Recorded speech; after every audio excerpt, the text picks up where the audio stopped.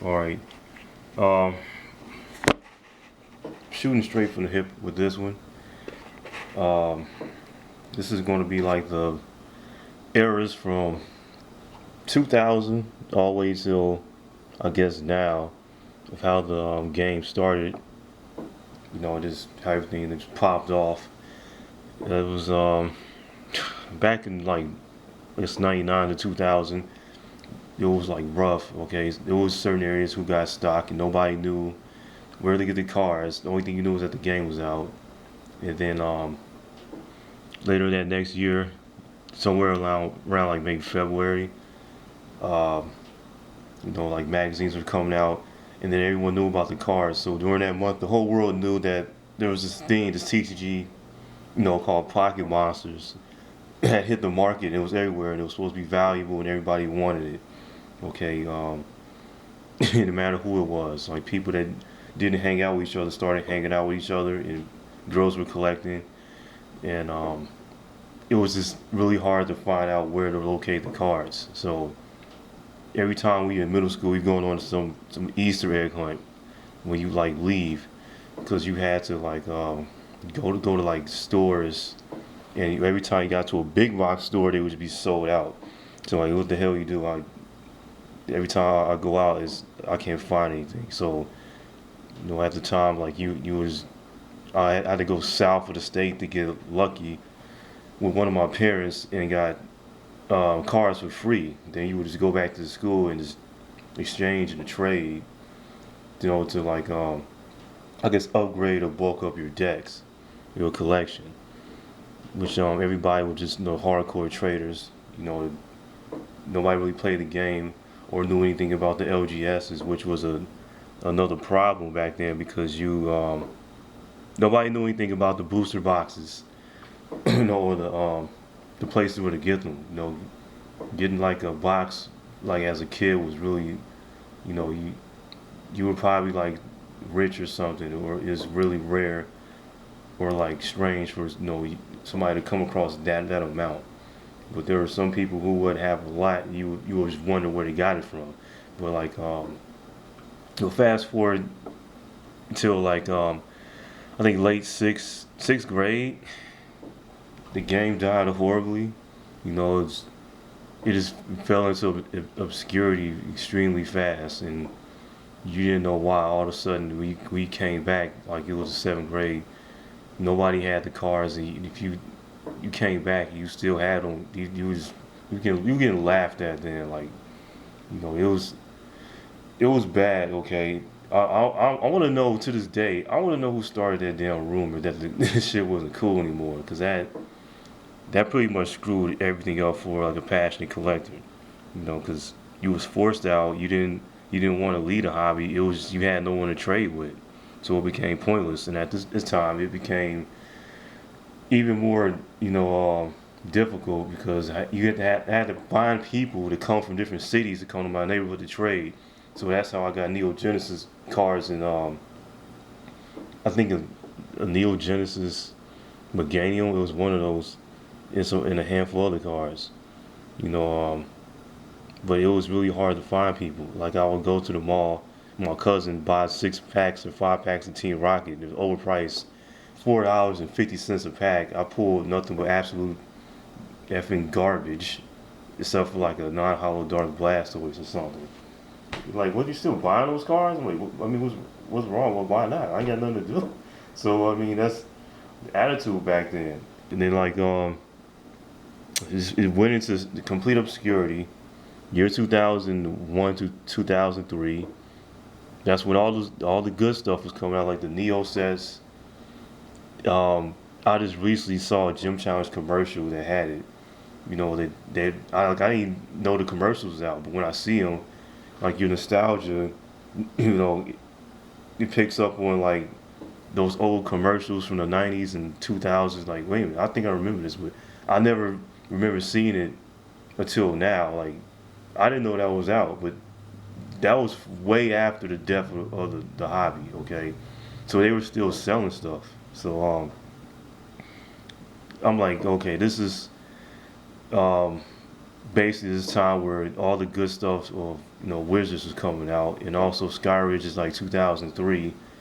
There was no championships to my knowledge that was going on at the time, so you couldn't go on YouTube right now and pull anybody up having championship, have like tournaments and world, the world, where everyone from around the world just comes and they basically battle each other for the top position and win the championship. Like you couldn't even, that wasn't even a thing back then. I think it completely fallen off. And I talked with some other people, and they said they couldn't remember either.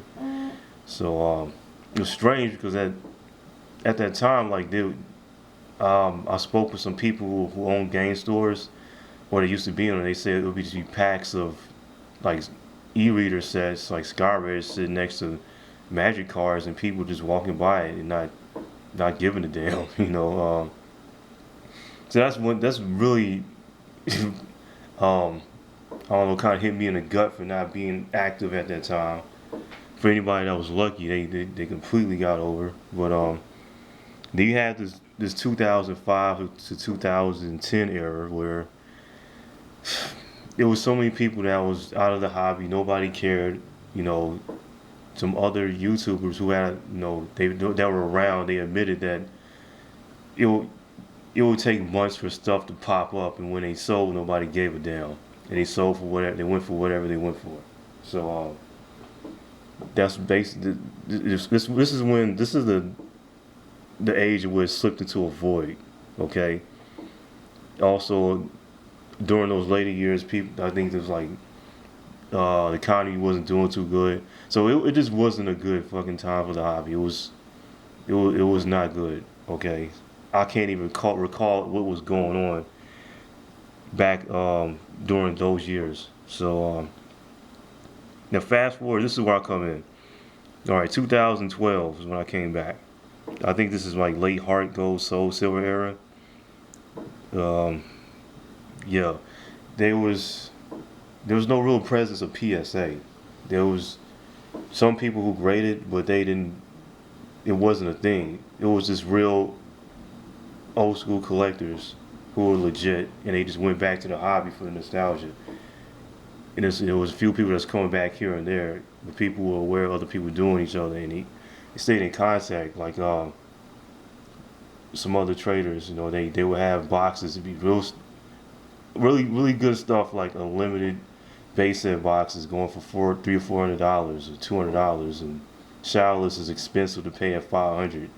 Like I'm trying to get a deal on my showers boxes open. I think I got for 450. I think I did good. Like did I get ripped off, guys? You see stuff like that all the time back then. So nobody knew that this was going to blow up. For all these people talking this time machine crap, you keep forgetting that the landscape wasn't the same. Okay, it was back then. Nobody wasn't really thinking about it like that. So when I was in college around, I found out. I think like late 2012 that this hobby it still existed.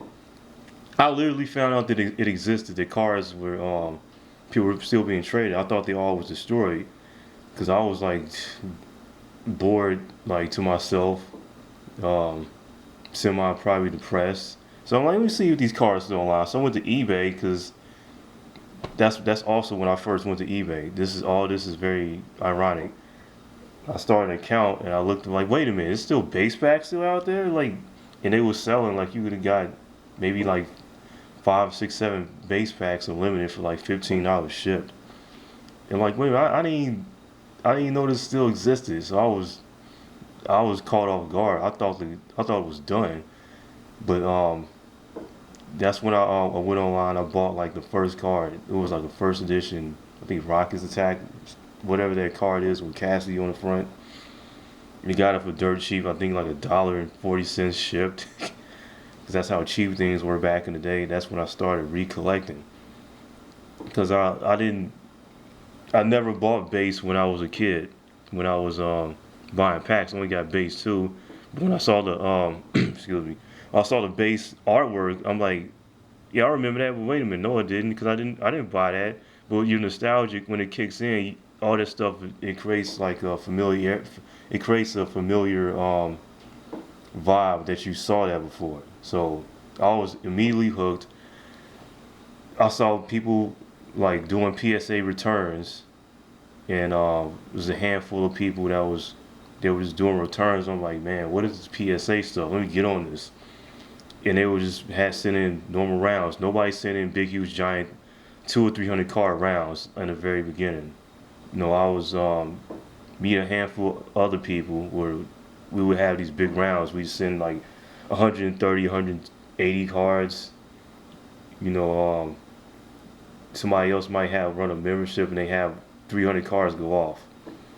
So that's when the PSA thing started to really get popular around that year. Um, you know, fast forward to like 2015. I think I sold my collection off 3 times in a row. So it was just a big mistake because I literally probably threw away $400,000 worth of cards, which I mean what can you say? You didn't know the stuff was going up, but like I had sold off and I moved, and it was a shitty move nonetheless, which I never did it. But I restarted back in 2015, and then I think this is probably maybe around black and white area, or maybe that was. Correct me if I'm wrong. Um, Somewhere this is might be where black and white probably was going to end.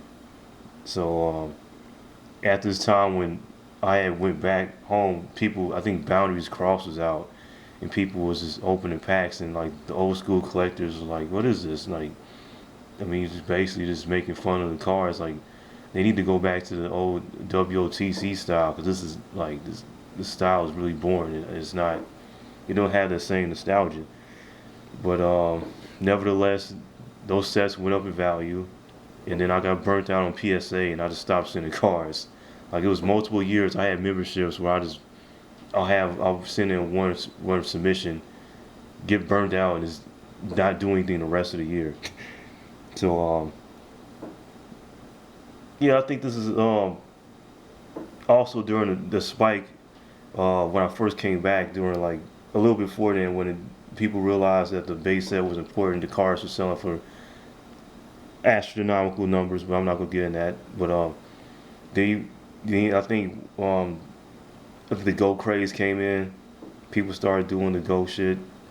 That was not bigger than '99. I'm sorry for people that think that it was. It's not the same at all. So even though it brought a lot of people back, okay. So, but even though that craze was big, X and Y was is horrible. Okay, I don't care when it wasn't really exciting when those sets were coming out, and you see like the price ranges reflect. We look at the top of that generation, you know. But then now, right now we're in 21.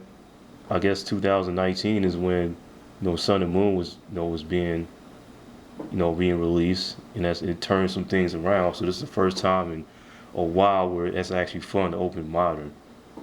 But yeah, like I'm about to run out of time on this vid. I just wanted to do a quick rundown of everything that I remember. But and let me know what you think about like modern, or do you think things are going to turn over? I really think it's going to be whenever the steam from this generation and people get sick of Sun and Moon, when that steam dies down, I think it's going to be another void, where people they're just gonna fall back. So but that's the best time to get in, most likely. Now we'll keep my eye on everything, and let me know what you think though. Yeah.